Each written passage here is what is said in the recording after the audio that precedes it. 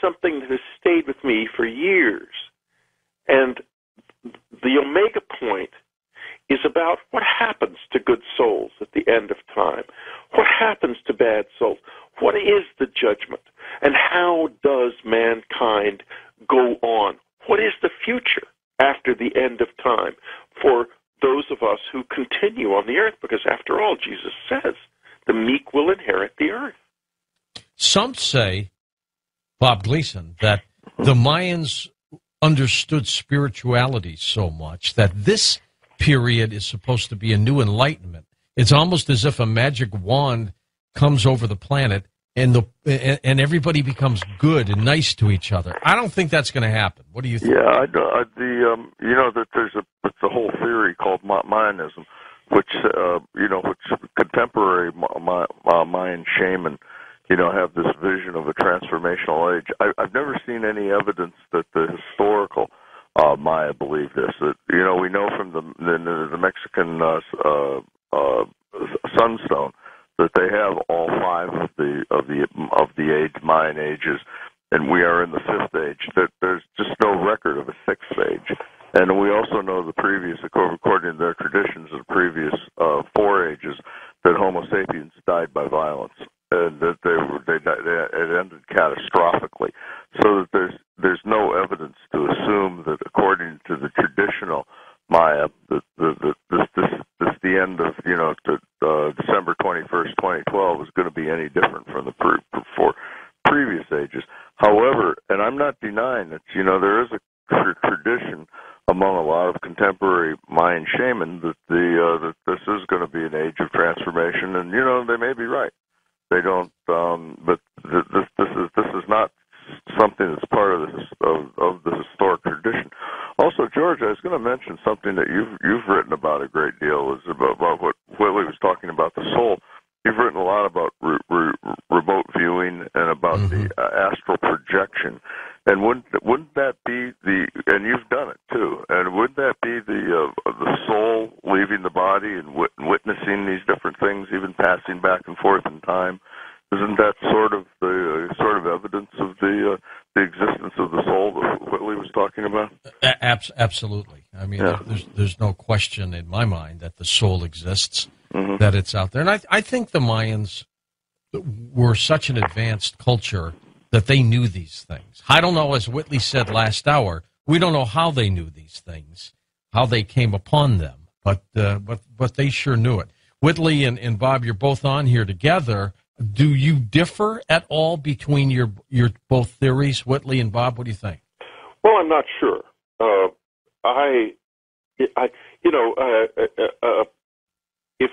If Bob, I have to ask you, Bob, do you believe that December the 21st, 2012 will be a very specific date of change? What I honestly believe is that I think it's I think that that there's a lot of evidence that there's a whole lot of global disasters that are starting to converge on us, and that a lot of these can be either prevented or their consequences can be mitigated and modified, and that we pay almost no we pay no attention to it. We don't do anything. There's even asteroid strikes that can be prevented. And we don't, we do nothing to, we could lock up Russia's loose nukes. We do nothing, we do nothing to try to forestall some of these disasters. And my hope is that Dr. Johnson said the prospect of being hanged in the morning wonderfully concentrates the mind. My hope about 2012 would be that, it would be a wake-up call, a cautionary tale. Maybe it would get us to focus our thoughts on these things. But I don't,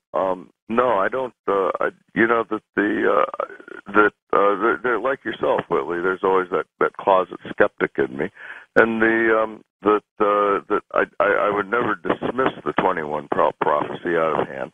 The Maya have a lot of insights we can't explain, and just because we can't explain the 2012 insight doesn't mean it's not real. But there's also a part of me that says, that why should it be that specific date and not another specific date? And, it's one of those things we have to wait for. But we all know, just as sure as death and sunrise, that one day, there will be some horrible horrible catastrophes befall planet Earth that will have the potential of not only just exterminating Homo sapiens, but certainly shattering civilization as we know it for a long, long time to come. I think so, too. And that could be a reason, Bob and Whitley, why we hear so many stories about underground bunkers being built and hidden cities and things. Maybe the elitists are all ready for this, you know? Well, you know, I want to get back just for a second to the Maya and to the mystery of the Maya. And the reason is this. There have been some discoveries made just recently in Guatemala, in Cayuc, in Guatemala, which, no, I think it's in the southern Yucatan. And what's fascinating about these discoveries is that these are palaces on the tops of hills that have recently been reached, and they found the people living in these places literally just got up and walked away, leaving everything in place. Why would they do that? We don't know, but it's like the Marie Celeste or something. It's as if the Bermuda Triangle happened there back in those days. I mean, and just got them. But Whitley, you know better than me that if a horrendous disaster, a shattering disaster befell the Western world, we'd do the same thing. That our average meal comes from 1,400 miles away. I live in New York City. The inhabitants of New York City would have to flee the city en masse and go foraging for food. And they would. And the same thing if we ran out of energy, if we ran out of electricity, same thing. You'd have to go. We'd all have to go foraging, just as the ancient Maya did. And one of the many things that's so fascinating about the problems that were befalling them, that 1,000 years ago, they mirror all the problems we have today, whether it's global warming and the drought, the desertification that global warming causes, the potential for famine, the water shortages it causes, the violent religious sects that are rising up.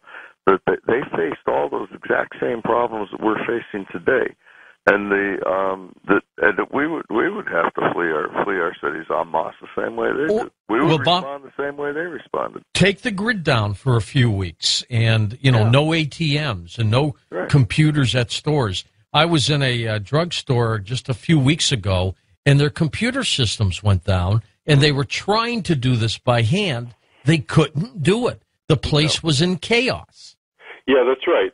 You couldn't even buy groceries without. We're very vulnerable.